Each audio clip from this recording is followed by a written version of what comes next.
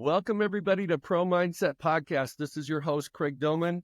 Today, we have a 38-year veteran NFL coach by the name of Al Saunders. Anybody that knows NFL remembers his name because he was a Super Bowl champion with the St. Louis Rams many years ago when they won the Super Bowl with the greatest show on turf, with Trent Green being replaced.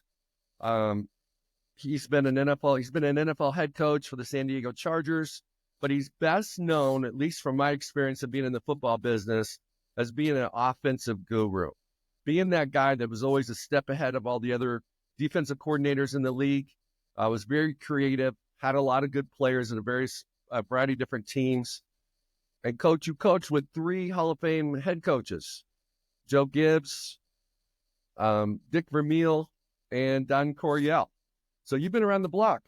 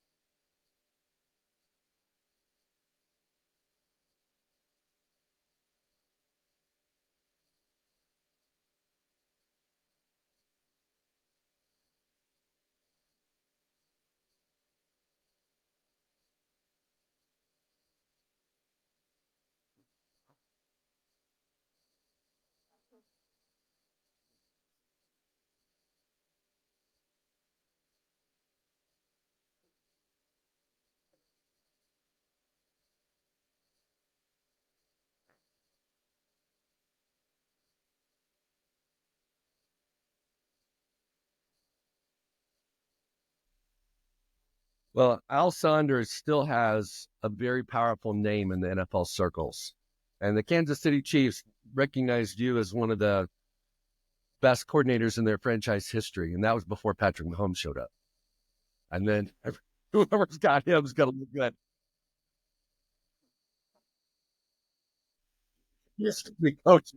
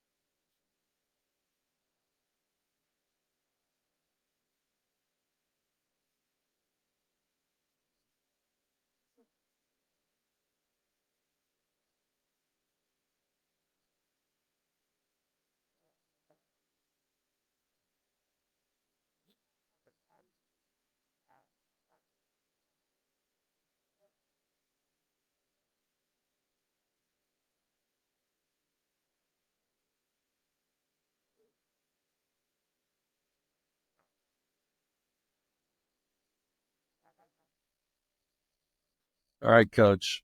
We're going to talk about a variety of different things today.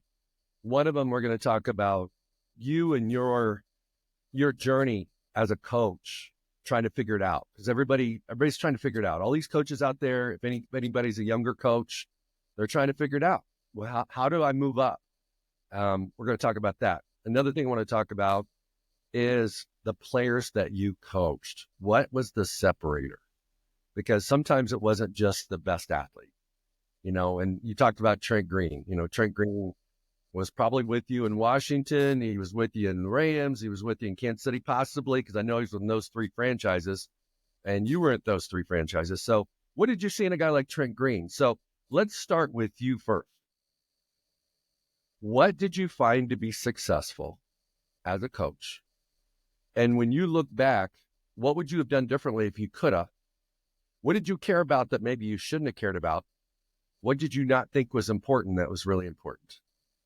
Oh, those are a lot of long answer questions. Some deep thinking, and put me back on track if I start going, off track on that to try to answer the questions that you've asked. There's nothing I ever wanted to do in my life other than be a coach. I remember going back to junior high school. We had the PE teacher there at McChesney Junior High School in Oakland, California, was a guy by the name of Mr. Anderson. I don't know his first name, but we know him as Mr. Anderson. Get to school early, an hour before school started. In the football season, you check out footballs. In the basketball season, you check out a basketball. Baseball season, you check out bats and balls. He'd play with us an hour before school. We'd have pickup games all year round. And I used to think, man, what a great job this would be. He just plays every day. He's a great guy. Man, this guy can shoot 3-pointers, and he can hit the ball over the fence, and he can throw it like a dart. I don't know if he ever played. I'm sure he played in high school or in college. But you grew up. My father was a professional boxer at the time we immigrated from England when I was 5 years old, and he spent some time as a custodian at the Oakland YMCA. So, and we lived right close to the Oakland YMCA in downtown Oakland. So I spent all my days at the Oakland Y. When I wasn't in school, I was at the YMCA, in a big building next door playing basketball or just playing sports. And I just grew up in a world of sport that I loved. I ended up going to St. Ignatius High School in San Francisco. Got tremendously involved in swimming. Was a prep All-American swimmer and had a career that really probably should have gone into college, but I wanted to play football in college. Went to San Jose State as a walk-on, was influenced by some tremendous people, Bill Walsh, Dick Vermeil, all coach Dr. Bob Bronson, who we all played for. And I went to graduate school at Stanford, got my master's degree in education, and I got my first coaching job was a high school coach at Gunn High School in Palo Alto. And after that experience, I thought, I just want to coach. I don't want to teach in the classroom. I want to coach, and I want to teach, which coaching is teaching, so your ability as a teacher and a communicator, your ability to generate, motivate students. But I wanted to do that with football players. So long story short, I ended up applying to the graduate program at the University of Southern California, and Dr. Bob Bronson, who influenced me greatly at San Jose State, was able to help me get a graduate assistantship at USC. And we had a pretty good team with Lynn Swan and Pat Hayden and J.K. McKay, those guys. So that's the way it started. It started with a passion to do something that I just always wanted to do in my life. And I never lost that passion in 50 years of coaching. And the people that I met as a graduate assistant, and we went and got coffee and pumped up the footballs and lined the field sometimes. But on that staff was Joe Gibbs as the offensive line coach. Willie Brown was the wide receivers coach. Phil Kruger was the linebacker coach. We had some tremendous coaches on that staff. Dave Levy, who was the best assistant coach I've ever been around in my life. And when they moved on and got different jobs, sometimes it's not what you know, it's who you know. So the ability to network within the profession is really important. But I remember John McKay, Hudson Houck, who was an offensive line coach in the league for years. He and I were two graduate assistants at USC for 2 years. Didn't get paid a penny, not 1 cent in 2 years. And the NCAA convention came up, and Coach McKay called us in his office, said, "Al, Hudson," he goes, "you guys know what the NCAA convention is for?" And we go, "Oh yeah, Coach, listen to some great speakers and learn more about football." He says, "No, it's to get a job." He says, "Go down there and get one because you don't have one when you get back." Now that was Coach McKay's humor side. Anyway, long story short, he helped us both get a job from University of Southern California. And like he always said, we always would, we were afraid to ask him for any money, but would have been nice to get paid a little bit, So he said, you were both paid with your experience at the University of Southern California. we will always be great. And you will always be a part of USC. He says, that is more payment than anybody could ever receive. And he was so right, because this day, I'm really proud of my affiliation with the University of Southern California, because they're always going to be up there, where they really were. So moving forward, for people moving forward in the profession, I would say this. First of all, the contacts that you make and the people that you work with are extremely important. Loyalty to me is something that I've always lived by. And I think if you're a loyal, honest person who works hard, I've worked with a lot of coaches that are extremely hard workers, and sometimes it's not how long or how hard you work, it's how smart you work. I've also been with some coaches that, really were the last ones into the office and the first ones to leave. And I think you have to have a real strong work ethic. And people notice that. I was always told, just do your job, do it the best you can do, and always treat players not how you want to be treated, but how they want to be treated. And there's a real difference in, treating people how they want to be treated versus how you want to be treated.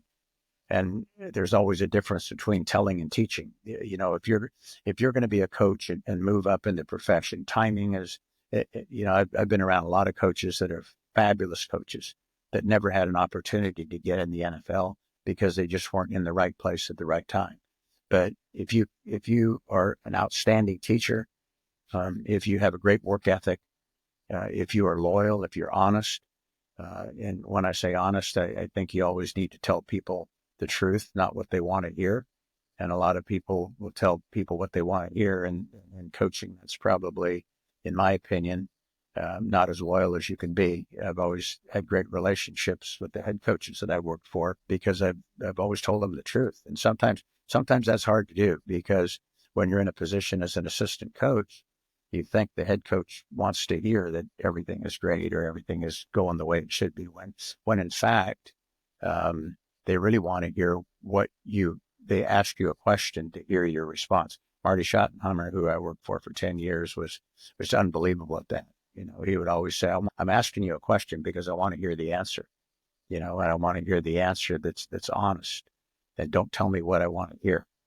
Because I'll make the decision, but I can't make the decision unless each one of the assistants are telling me exactly what you believe. And that's why I've hired you. And I've always remembered that. I thought that was, really an insightful way, to reach the coaches and he was just a phenomenal coach to work for. He should be in the Hall of Fame. And won 200 games as a coach in the NFL and just really a tremendous guy. But the upward mobility. Let me interject something there. A lot of people that are in the coaching world are what people call yes men. And they don't want to ruffle any feathers. And they don't have conviction about what they believe. So they just tell the head coach everything's good. And those coaches, those assistant coaches that don't tell the head coach the truth are the ones that get the head coaches fired. Because every coach has a blind spot. We all got them. I got them. Everybody's got them. And the head coach needs to know what his blind spots are. What is he not seeing that you guys are seeing when you're in that position? So continue. But that's my perspective on coaching, is that everybody's got it. Can you shoot me straight? Well, yeah, I think that's a big part of it. The ability and the relationship you have with anybody, with your wife or your children. I think you've got to be honest, and sometimes that's hard to do because sometimes feelings get hurt a little bit. Sometimes, but that's all part of growth, and you don't grow unless you know how to grow, or unless you've been informed the things that you need to work on. It's just like players. It's really hard in the NFL. It's really difficult when you cut players when they don't make the football team. But if you're honest with them and you tell them why, I think they always appreciate that. I know Dick Vermeil, who one of the most wonderful human beings ever and one of the greatest coaches ever. He always used to say, treat every player like a first-round draft choice. Don't treat a player like a walk-on, or don't treat a player like a free agent. They're all first-round draft choices, and they will always, how do you reach players? And I think people have a sense. Some people are leaders. They have the ability of leadership. They communicate well, and others just don't have it as much, and it's recognizable. But I've always believed players, they don't care how much you know until they know how much you care. And I've always felt like my first meeting ever with position as a quarterback coach or receiver coach or offensive coordinator or head coach was always that it was, I will do everything I possibly can to make sure that I do everything for you to reach your potential. And that's what you want to make the difference between a player being able to play or not play, is reaching the maximum level of their ability as a football player, swimmer, track guy, cross country guy, a basketball player, and then let your ability level take you higher than the next person. And that's going to happen. Some people are more gifted than others. But as a football coach, I think it's ultimately your responsibility not only to be a master at the information that you need to impart on that player, but also have the ability to and have the empathy to deal with each person individually and make sure that they know that you care about their development, you care about them off the field as well as on the field, you care about their family, you care about everything about them, just like you would your own children. And I kind of lived by that. And I think oftentimes head coaches that I work for maybe recognized that and wanted that as part of their staff. And it wasn't anything other than what I really believed in, because I was treated that way in my college career. I was treated that way as a young kid in the 7th grade, running around on an asphalt field in the middle of downtown Oakland at McChesney Junior High School with Mr. Anderson. I've never forgotten that. And, it's about people. It's about treating people with dignity and respect, and treating people and enjoying the fact that's what coaching is.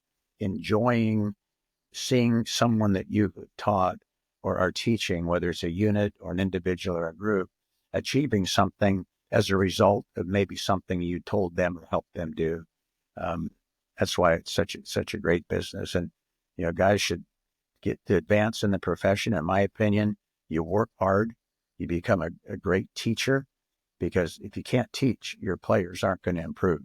You got to be a great communicator. And if you have communication skills that lack, develop your communication skills. And you never know it all. I watch some of the offenses that are being played now, and some of the way things are being done, some of the protection schemes in the NFL. It's a disaster. You can't teach what you don't know, and you can't teach experience. So you have to be a PhD candidate in your responsibility. And I know that I respect and appreciate people that work hard to be better at what they do, people that gather information by any means they possibly can to improve their ability to coach and teach. I learned that from Bill Walsh and Dick Vermeil, who we went to the same school, like I said. And Bill used to say, when he got into college coaching, in college, when he became the head coach at Stanford, I remember him talking at the first clinic, the Coach of the Year clinic in San Francisco. And he got up and said, all these college coaches, he said, there's a lot of great recruiters out there. And he says, that's how some guys have gotten jobs. And it's true. You need to be a great recruiter to be a college coach.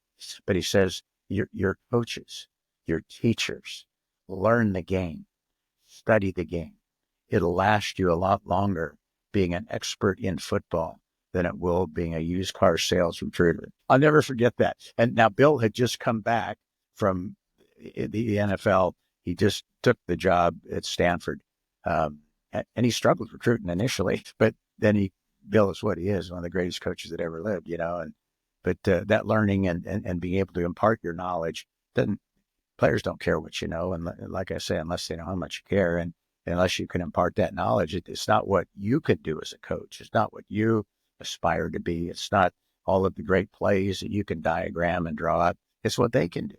It's what they know and what they can do. Like Don Coryell used to say, and we had the greatest offense in the history of the game until we went to St. Louis and became the greatest show on turf. But Eric Coryell with Dan Fouts, Kellen Winslow, and Chuck Muncie, and Charlie Joyner, and all those guys, Wes Chandler, it was phenomenal.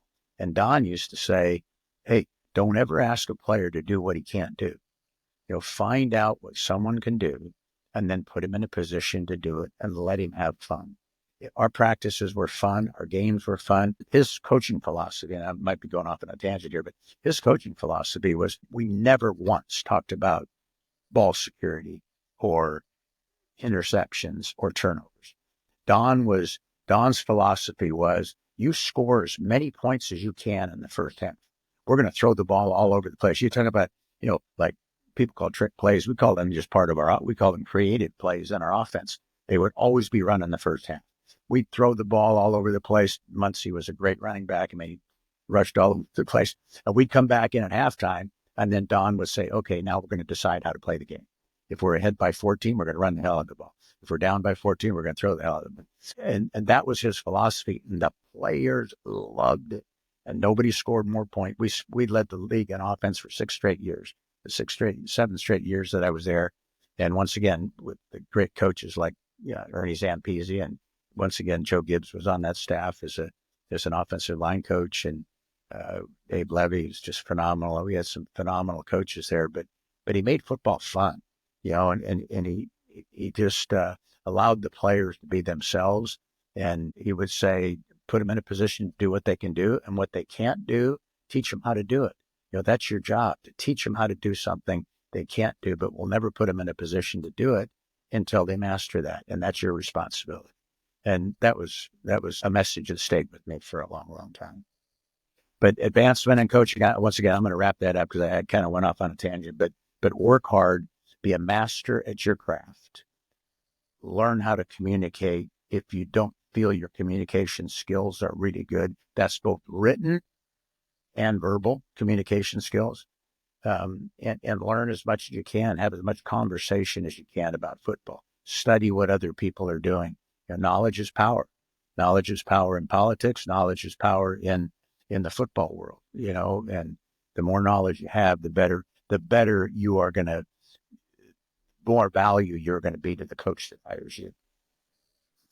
Well, one of the things that you've said that I totally agree with, I've coached for about 15 years at high school and youth level. It's still the same. It's still the same. Nobody pays to come to the games. The players aren't paid, but the game is still the same. And I would have conversations with my clients on the drive to practice, and I would be dealing with the same issues with 6th graders as I was dealing with NFL guys. Yep. They're all the same. That's why when people look down on high school coaches, they're doing the same thing pro coaches are doing. Just the pro coaches are dealing with athletes that have more capabilities. Well, let me tell you something, Craig. High school coaches are the best coaches in football. They have to be. High school coaches are the best coaches in football because they teach young players how to do it. They teach young players how to block.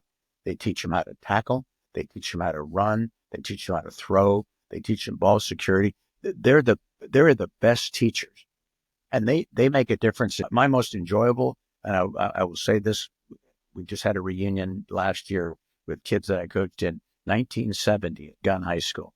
Those kids, my most enjoyable year in coaching was that high school year. And I thought that I would be high school. That's what I was going to be. I was going to be high school. Dick Vermeil was coaching at Hillsdale High School. Bill Walsh was coaching at Fremont High School across the bay. And I'm coaching at Gunn High School in Palo Alto. And that's all I wanted to be, was a high school coach. But then they told me I had to teach in the classroom. I thought, I don't want to do that. So how do you not do that? Well, you go to college. And so that's how that stream went. But in reality, I really believe that the high school coach, it's like somebody teaching somebody to swim. When you teach somebody to swim, they don't know how to swim when they first get in the water. You have to teach them the basic concepts of being able to move through the water and actually swim. That's what high school coaches do. They teach those young quarterbacks how to throw the football from a technical standpoint. They teach, the fundamentals of every aspect of the game of football. I've been around some coaches that really didn't teach very well, that if the player couldn't do it, that was their fault, and they just moved someone else in there. On a variety of levels, not in high school. You teach those kids how to do it. And I think they're the most gifted. They're the most patient. They're the most thorough, and they are the best coaches. Now, when you talk about X's and O's and game plan strategy and all of that, Now, as you move up at the level of coaching, it gets more and more advanced. But God bless the high school coaches; they're the best on the planet, in my opinion. Well, and one of the things that you said that is so important, especially at the high school level, is you have to develop the players, and you can't put them in positions to do things that they're not capable of doing. And so once you identify their limitations, you've got to put together a plan for how you're going to improve their capabilities. Absolutely. Right? Where in the NFL, sometimes if a guy can't do it, you kind of know in the back of your head, he could do it. He's capable of doing it. He's not doing it. You call the GM and say, hey, Carl or whoever it is, and say, give me somebody else. This guy's not working out. That's right. And a lot of, there are NFL coaches, you'd like to think that doesn't happen, but it does. You take a player and one player is more skilled than another player.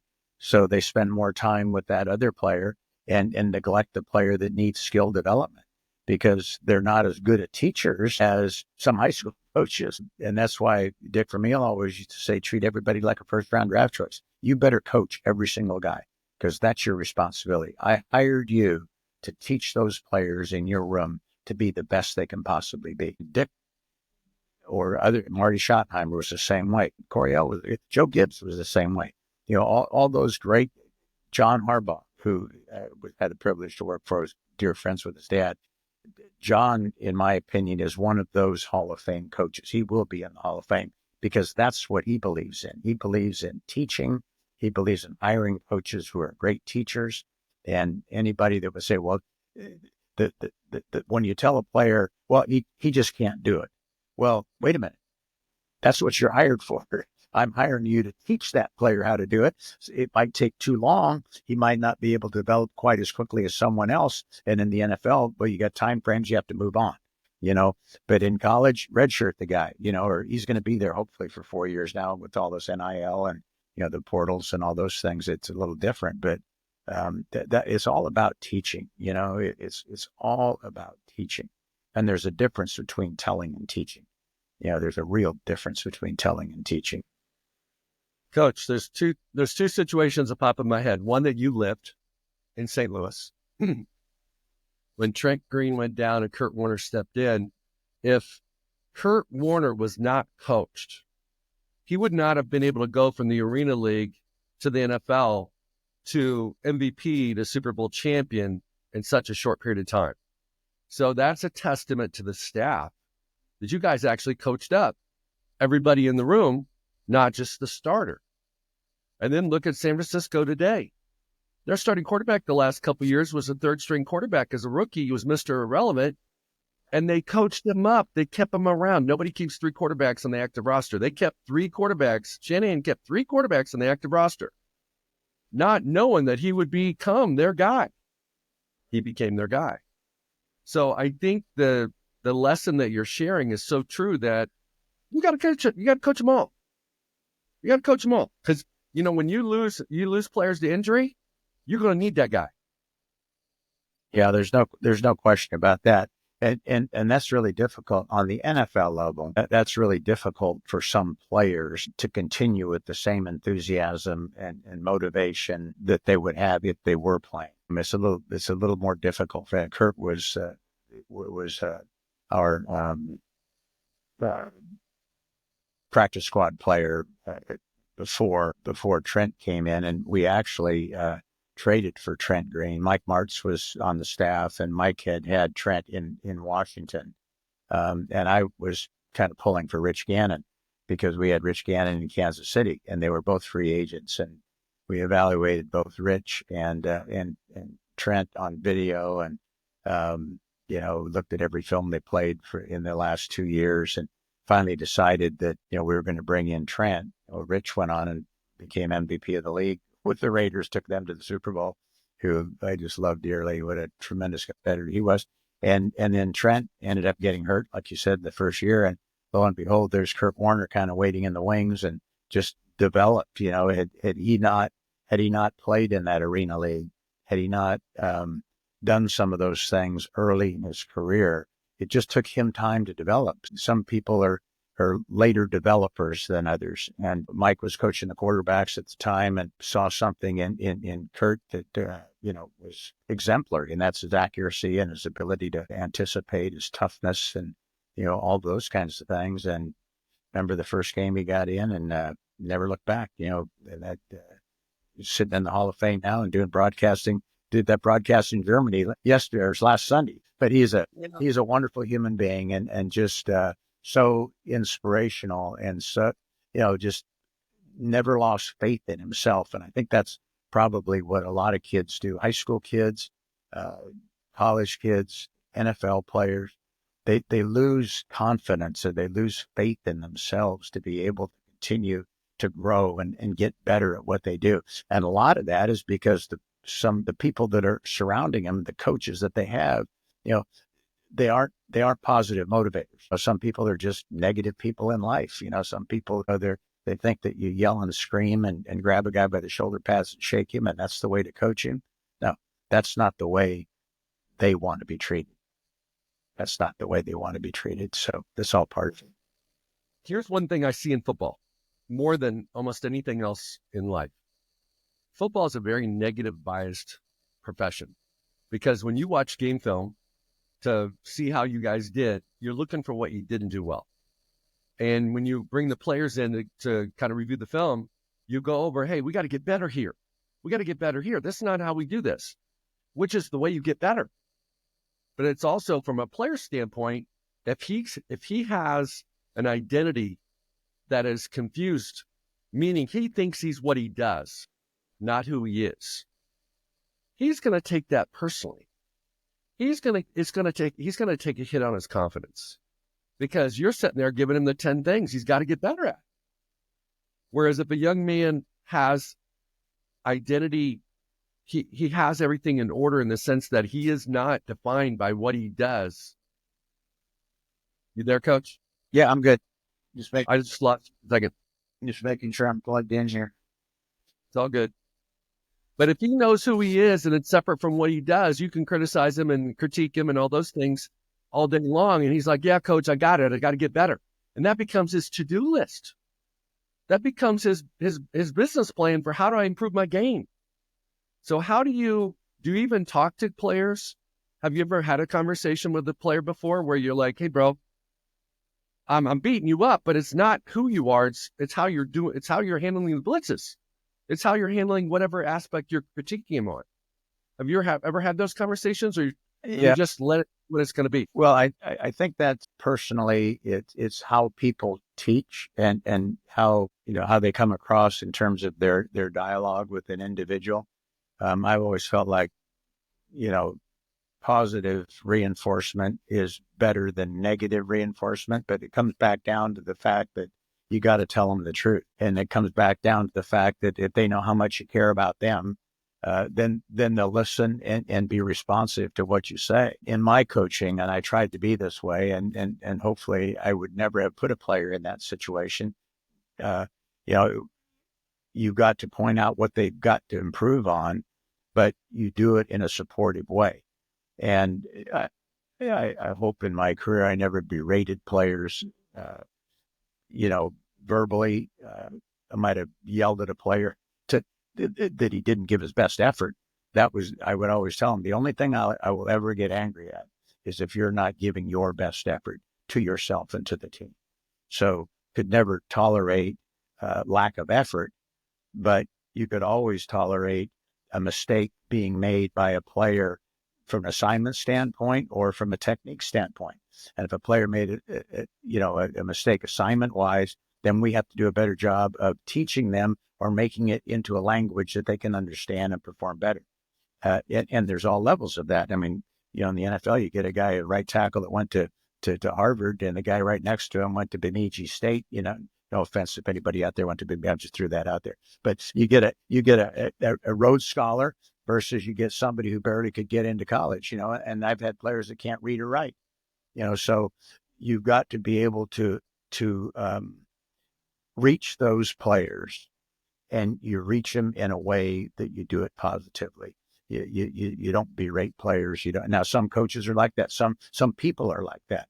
And those people I would never hire on my staff because I don't think it's productive. I think you can be hard on a player. No, that's not a good word to use. You could be demanding of a player, and players want to be coached. Really good, all the really, really great players that I've been around, quarterbacks, receivers, tight ends, offensive linemen, the guys that are in the Hall of Fame, there's probably about 23 or 24 of them that I've coached. Every one of those guys wanted to be coached. They wanted to be told. Tom Brady, and I didn't ever coach Tom Brady, but Tom Brady, you ask him, he wanted to be coached. He wanted to be corrected. That's why he thrived in the environment that he was in with Bill Belichick. I mean, Bill wasn't afraid to tell him what he did or what he didn't do, did it in the right way, challenged him, and it brought out the best in him. And I think that's what you do with players. It disappoints me when I go to high school practices. Sometimes I'll just go to high school practices to hang out, just listen and just watch. It really bothers me when I hear coaches just, raising their voice about 20 octaves and just berating a player and really challenging his pride and basically his manhood. I don't think that's the way to get anything done. And it's not an excuse that that's the way football is, because football is a violent sport. It's a violent sport. But you don't have to be violent in your temperament in order to make somebody a better player than they already are. 1,000% agree with that. So you've coached 23 or 24 Hall of Famers. Yeah. I'm not going to ask you to pick one, but I want you to pick a common trait that you see in addition to wanting to be coached. What is the thing that sets them apart from the rest? Because everybody that plays in the NFL's in the NFL. I mean, they're a pro player. Yeah. Well, first guys are the best. Yeah. First of all, there's nobody wearing one of those gold jackets that didn't have tremendous physical talent. I mean, there's not a Hall of Famer that doesn't have physical skills above and beyond most of them. Now, there's a lot of players that have great physical skills that never get there for a lot of reasons. The thing that separates them, I think, is their commitment to the game. I think it is their ability to take information and process it and be able to get better. And some have had really good coaches, and some have had marginal coaches. Some have had a whole bunch of coaches, but they've been consistent in what they do. And their work ethic, to me, is always in the top echelon of work ethics. I mean, there's always, you get 55 players on a team, you could rate them 1 to 55 on their work ethic. How they study the game, how they work on the field, off the field, how they work on their days off. So the separating thing is the consistency with which they approach the game, in terms of their learning, physically, mentally, and emotionally, and their ability to adjust to different circumstances as they get older in their profession, their ability to take care of themselves and take care of their body, and their competitiveness. Some guys, those guys in the Hall of Fame, every single one of them is extremely competitive. And you'd think all NFL players are. They are to a degree, but there's degrees of everything. Some are more so than others. But their ability to, digest information, transform it into physical work, their ability to do it on a consistent basis, their passion for the game, and I think those are the things that really separate the great ones from the good ones, from the average ones. And everybody that plays in the NFL is a great one. They were great players at some time in college. There's a lot of guys that win the Heisman Trophy that don't make it in the NFL, so, and the other thing I think is it probably, maybe I'm saying it in a different way, but they are mentally and physically tough. They are both mentally and physically tough. And maybe the mentally tough aspect is even more important than the physically tough, because those guys that are in the Hall of Fame, they have played a lot of years, and they played against the greatest players to ever play. And it takes a tremendous toll on you physically, mentally, and emotionally, but they've been able to continue on and overcome that reach the heights that they have as Hall of Fame players. I'm going to regurgitate back what you just shared with me. That was gold. That was gold. Commitment and passion to the game, their work ethic in all areas, off the field, on the field, physical, body care, all that stuff, studying, knowing the playbook. Next one is consistency. And to me, that consistency is growth. Because if you consistently do what you do, you're not going to be the same person next season as you were last season. Right. The next game as you were last game. There's going to be an improvement graph that you're going to plot as you get better because of your consistency. Your competitiveness, no question. Their toughness, no question. And I would add one, and it kind of fits in all these. It's the ability to overcome adversity. Because every single one of them their career was not linear. They had detours. Even as a coach, you have detours. Andy Reid never won a Super Bowl until he got to Kansas City. Andy Reid was a good coach before he got to Kansas City. But because things have kind of worked out for him, now he's a great coach, but he's still the same guy. And he's probably still got a majority of the same principles he had 20 years ago. It just didn't have Patrick Mahomes. Exactly. Hey, as a coach, yeah, you're absolutely right in that assessment. And that's kind of what I kind of enveloped into mentally tough, because you have to be emotionally and mentally tough to overcome adversity, because you're right. Every one of those guys have had some adversity, either playing with injuries, family, off the field issues, but they've been able to overcome that and focus and concentrate on what their job is and do it at the highest level of anybody in the sport. Who's one of the most competitive players you've ever coached? Oh, God. And give an example of that, because you probably have 100 of them, but pick somebody that and demonstrate how competitive. Share a story about how competitive he was. Wow, that's. I always hate to single out especially with that particular quality that we're talking about. But I have a lot of really favorite ones and guys that are tremendously competitive, or they wouldn't be where they are. But if I had to pick one, not that the others aren't as competitive, but Charlie Joyner, not a lot of the young listeners would know who Charlie is. Charlie is in the Hall of Fame. I coached Charlie with the Sandiegochargers. He's a wide receiver, played 18 years in the National Football League. 18 years. And this is when there weren't a whole lot of rules that helped wide receivers, the defensive backs could line up on the line of scrimmage and pound him into the ground. Lester Hayes would line up over Charlie Joyner and hit him about 6 times in the helmet before Charlie got off the line of scrimmage. But Charlie played 18 years. I saw him run into a goalpost, fracture 3 fingers, come out, had the trainer tape them up, and go back in and play the rest of the game. Mm-hmm. He was so competitive. He was, nobody likes to lose, and Charlie didn't like to lose, but he never expressed it that way. He just played harder. If something, if you needed a critical catch on 3rd down, or needed him to go block for Chuck Muncie, or needed him to, run a drag route in front of Kellen Winslow, and he would do that. He would do anything it took to win a game. It was sacrifice his body, sacrifice anything. But can you imagine playing 18 years in the National Football League? I had so much respect and so much admiration for Charlie. In fact, I'll tell you what he did. This is a true story.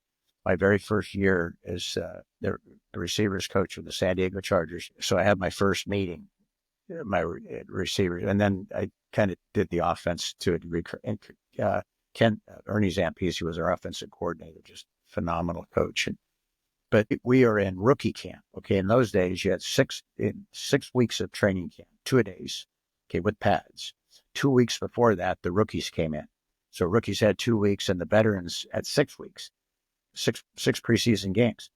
So now this is my first year, right? And here's my first training camp. We'd gone through.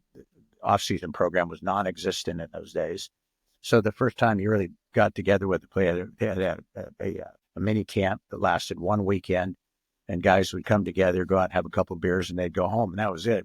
Sometimes we just practiced a little bit, ran around, and you saw them when they came back to training camp. So anyway, long story short, in those days we had like 50, 60 rookies would report to rookie camp, and we'd go through all of them, and then we'd keep about 10 or 15 to go into with the veterans. So here's rookie camp. I go into the meeting, and there's probably, I'm making this up now, I'm going to say 10 receivers, probably 5 on each side, running routes. And it's my first meeting. And who's right in the front row, in the middle of my meeting, is Charlie Joyner. Now, Charlie at that time had probably played 11, 12 years in the league. He'd already been 5 or 6 Pro Bowls. He's sitting right in my meeting. So after I go through the meeting, I say, "Hey, Charlie, how you doing?" "Hey, Al, how's it going?" So after the meeting, I said, "Charlie, what the heck are you doing here? You don't have to be here for another couple of weeks."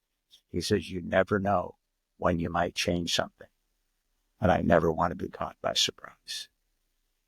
He was at every single meeting that I had. He didn't go on the field because it was the rookies, but he was at every single meeting. And then we started our 2-day camp for 6 weeks. And Charlie, you couldn't, in practice, he would run, we have offensive groups going and defensive groups going. Charlie would run the plays for the scout team because he wanted to catch balls from the backup quarterback. Just in case Dan Fouts went down, I got to catch some balls from whoever it was at that particular time.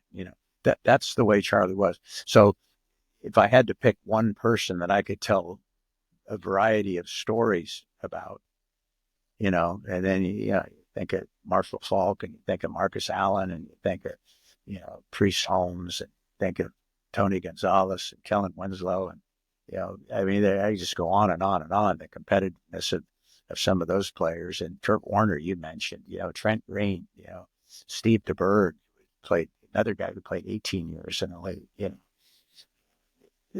There's a competitive guy. They're all competitive. But Charlie Joyner, if I had to take one to the altar with me, it would be Charlie. Okay, so I remember those days. I was a little young boy. The Oakland Raiders were crazy. I mean, they would tomahawk chop you in the helmet. There was nothing disallowed, so they did everything. So my question is, in today's NFL, if a player had the same mindset and the same work ethic that Charlie had back then, as long as his body didn't fall apart, he could have played 25, 30 years. He could have played forever because they don't do that anymore. Yeah, I don't know about 25 years, but your legs run a lot of routes. They put on a lot of miles, So, but no pads. They only got 14 padded practices all season. Yeah. Only 14 padded practices in training camp. That's 7 days worth of training camp in the old days. We had I go back, Don, we practice in the morning in shorts and pads, but Marty Schottenheimer, for 10 years, I worked for Marty. We had padded practices in the morning and the afternoon every single day of training camp. During the season, we'd have a goal line scrimmage on Thursday. Marty believed he played the game for a lot of years and with Cleveland and Marty was a football guy, boy. He believed in it. The first meeting with Marty, and I'd just come from San Diego, right? So, we were Star Wars offense, throwing the ball all over the place. Marty's first meeting with the team is, "Men, we play the game to kick the ball." And I'm sitting in the back, I'm going, "Play the game to kick the ball." He goes, he says, "We play defense, we play special teams, and offense, you play the game to kick the ball and don't screw it up." He says, "We either punt it, we kick a PAT, or we kick a field goal. He says, if any offensive drive ends in one of those scenarios, either a PAT, a field goal, or a punt, I'm the happiest coach in the world.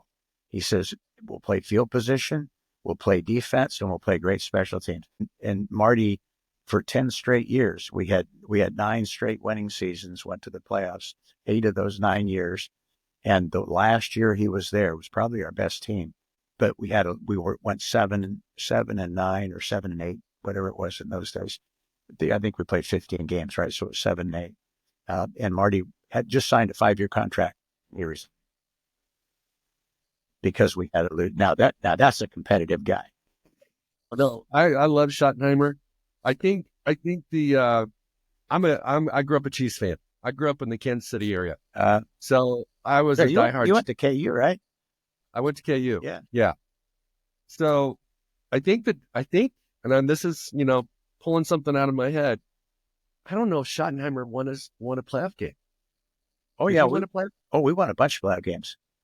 Did we? Oh, yeah. We won a ton of them. We lost. We won back a couple of years. We were in the AFC Championship game. The one that I remember, two of them that I remember.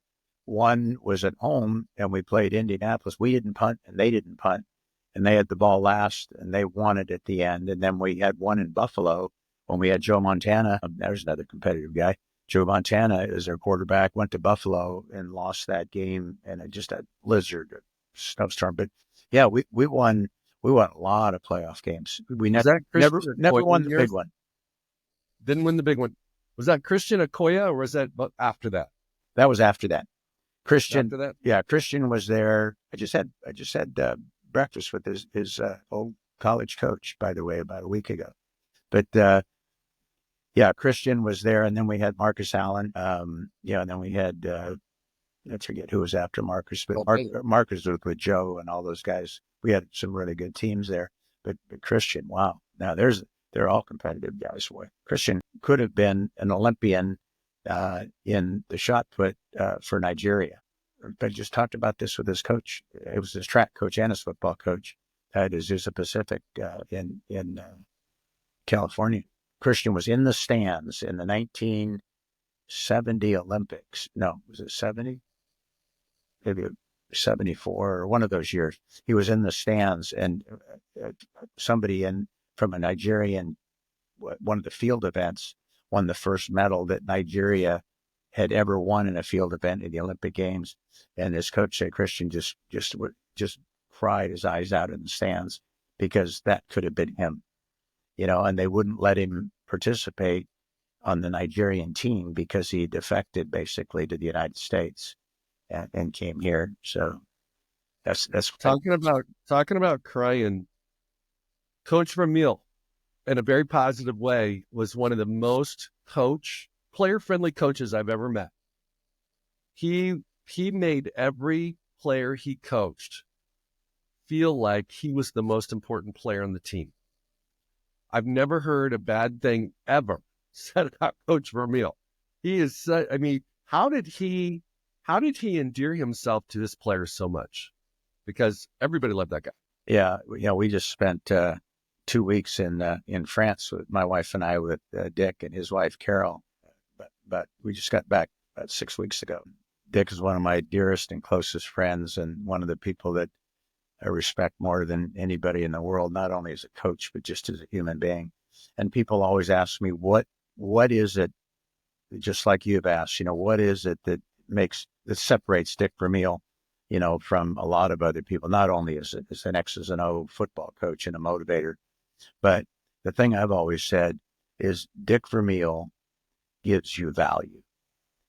Everybody in life wants to be valued. Where you work, your associates, your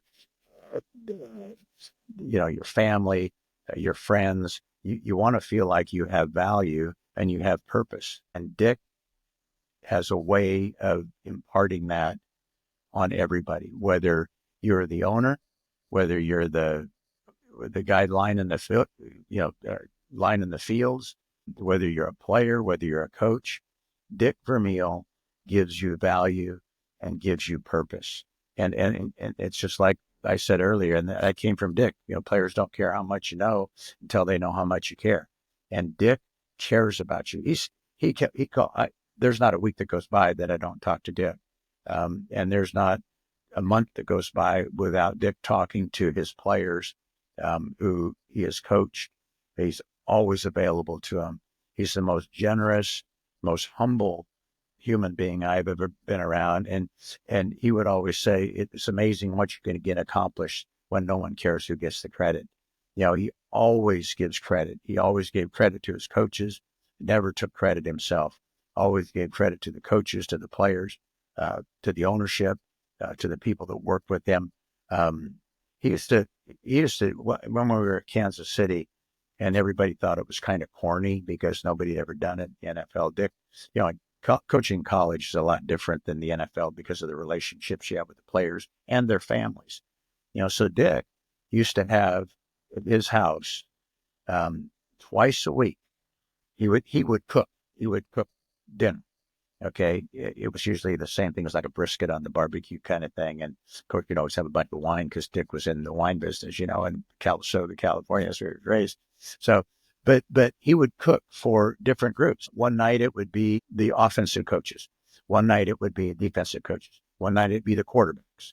One night it would be the safeties because you couldn't have 50 guys. So one night it would be the corners. One it would be the interior offensive line, the centers and the guards, and their wives. But that's the way he was, and people would say, that's kind of college, kind of rah-rah kind of stuff. But that was Dick Vermeil. Dick loves people, and he wants to know people, and he wants to know about you, and he wants to know what your interests are, and he wants to know what, in his way, what motivates you, what you need. He's just the best ever, but he gives you value. You feel like you are important when you're with Dick Vermeil. You feel like you can contribute something because, like he always says, when you talk about players and scouts used to evaluate players, and you get some scout that says this guy is going to be a number one draft choice, or this guy's this, that, and the other. And Dick would always say, it's not who's right, it's what's right. You always have an opportunity to change your mind. You can think this player is the greatest guy in the world, now find a little bit more information about him, and maybe not think that he's going to contribute as much to our program as you would want him to. You can change your mind. Where some scouts and some coaches even, they get enamored with a player, and because they've said that this guy is really going to be a great player, they won't come off of that. They do everything they can to kind of prove that right, to the detriment of the team and to the environment and to the room, So Dick would always give you an opportunity to speak freely, to change your mind. His door was always open. It always is. His phone is always available. To this day, he still is a major part of the lives of the people that have coached for him, with him, and played for him. Well, I have two really cool things to say about Coach. One is he wanted to know the players' families, their life, their situation off the field, right, out of the locker room, away from the stadium. And he would show up at weddings. He didn't miss a wedding. I mean, they obviously had wine at the weddings too. And the second thing I would say is that when I talk to my guys that have been done for a long time, they still talk to Coach. Coach calls to check on. And very few coaches can do that. I mean, everybody's so preoccupied with what's going on today that they can't remember the people that helped them get to where they are. And Coach is one of those people. He's a connector. And the last positive thing I would say is that when you talk about how he talked to his scouts about being authentic, about the prospects, it's really who he is. He's an authentic person. And when you're authentic, you can really be who you are and not worry about what people think. And I think there's too many coaches today that care too much about the optics and what they look like. The best coaches don't care. Just do you.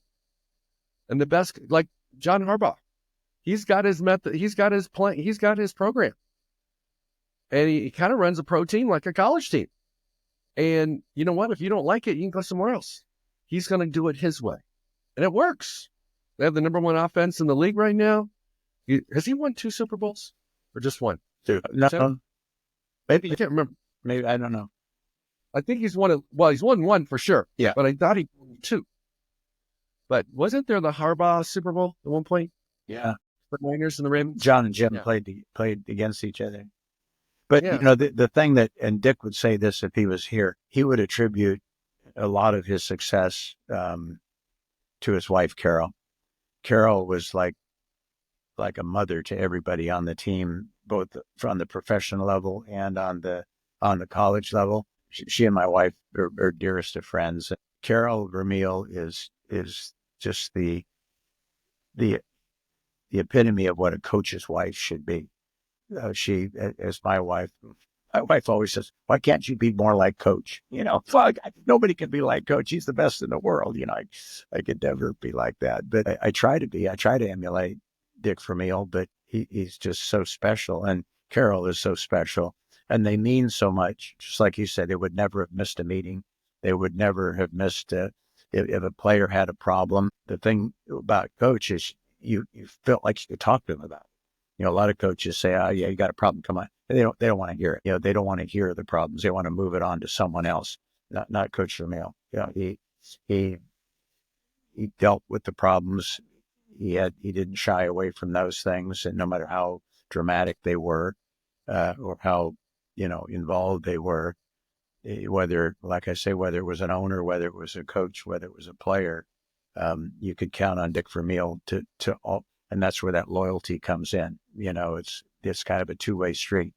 But Dick gives that loyalty to you as a human being. And you can't do anything but give it back. That's why players played so hard for him and loved playing for him. Coach, I just look at the time. I can't believe we've gone over an hour. I have one thought. 50 years as a coach, you still are young-minded. That's what I love about coaches. They're all young-minded. Your age is just a number. You could probably still go coach if somebody would pay you to do it, and maybe you didn't have to work 80 hours a week. Okay. But the thing that I see with the game of football is it really boils down to the relationships. It's not the trophies. It's not the awards. It's the relationships. And the fact that you and Coach and your wives went to, France for 6 weeks, went to Europe, that's a testament to that it really is about the relationships that you develop with these people. It's nice to go to the Super Bowl, be great to be undefeated and be talked about forever, but it's really the relationships. What's your thoughts on that? Yeah, I agree 100%, and by the way, my wife and I decided that 50 years was enough. And I could have had some jobs, but I didn't want them. I got 6 grandkids and they keep me young. And I spend all of my time that I possibly can with them. I have 3 children that are all married, and my grandchildren is where my heart and my time is now. But I had to get that in, and I forgot what the heck the question was. What did you ask? We were just talking about relationships. Oh, relationships. Yeah. Yeah. That's what I miss the most about not being involved on a daily basis with football, is the relationships you build with the players and your fellow coaches. And because truly that's what it is.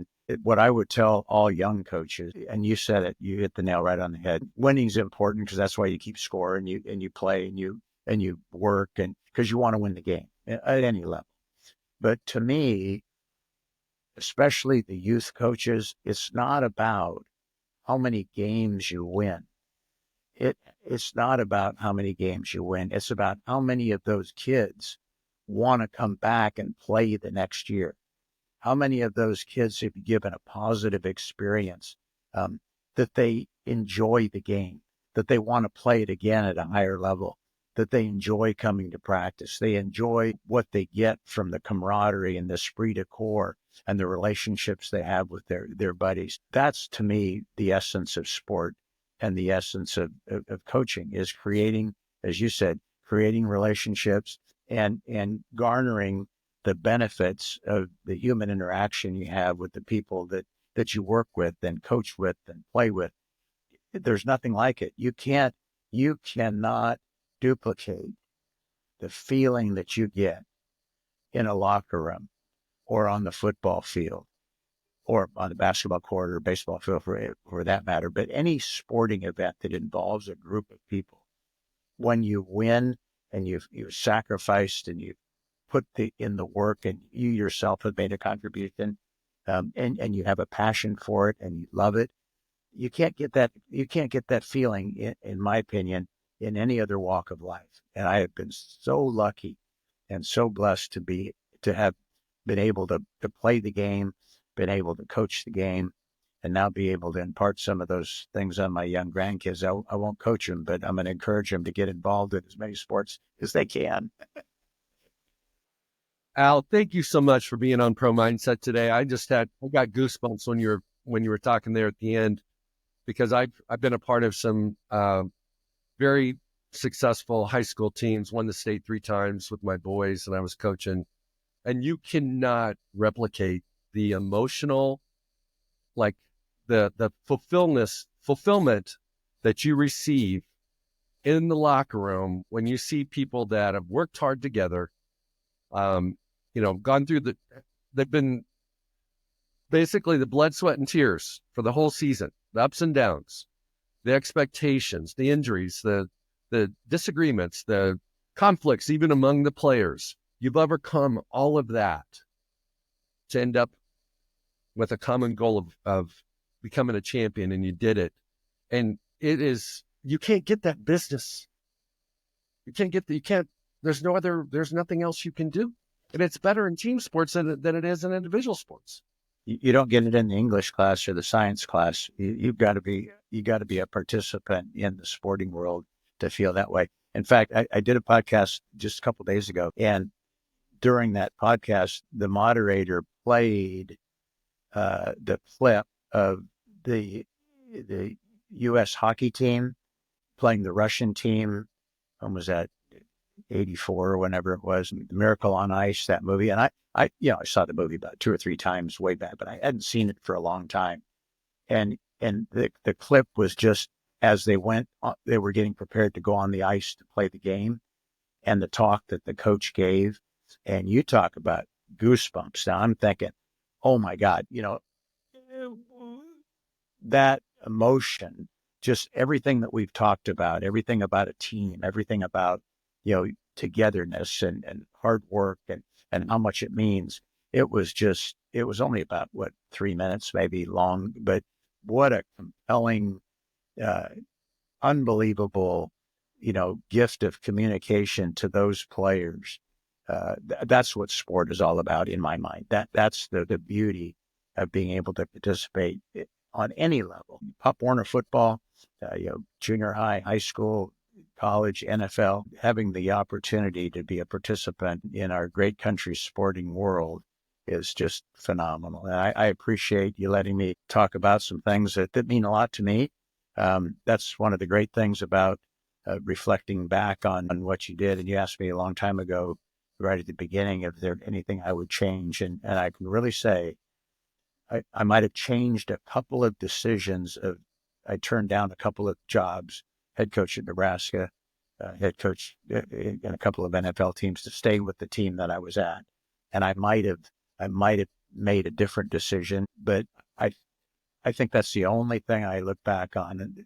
But then again, I wouldn't have had the same experiences had I not done that. So there's nothing that I would change in my coaching life. It's been unbelievable. Thank you very much, Coach. I appreciate everybody for listening to Pro Mindset Podcast today. It's not every day we get a gentleman that's been in the sporting world for 50 years as a coach, a handful of years before that as a player.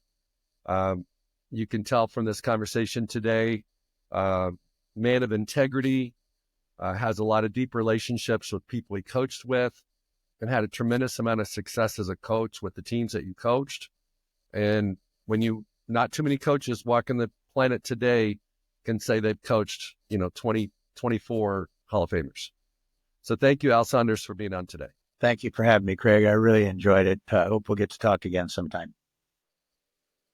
Hey, it's Craig Domann, the host of Pro Mindset Podcast. I want to thank you for listening or watching today's show. And you can catch us every week on the normal social media platforms like YouTube, Facebook, Instagram, and all the listening podcast platforms. I hope you enjoyed today's show, and more importantly, I hope you gained a pro mindset insight. Please be sure to rate and review Pro Mindset Podcast, and I look forward to catching up with you on our next show.